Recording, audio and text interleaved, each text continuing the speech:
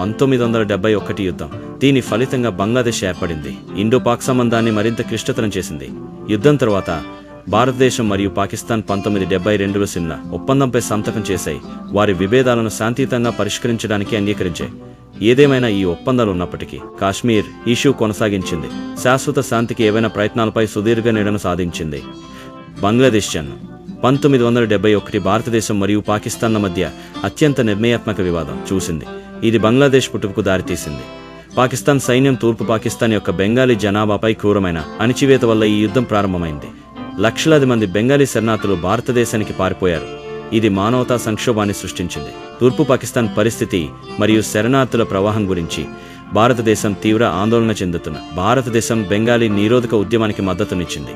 December 3వ తేదీన 1971 పాకిస్తాన్ భారతీయ ఎయిర్బేస్లపై ముందస్తు వైమానిక దాడులను ప్రారంభించింది. యుద్ధం ప్రారంభమైంది.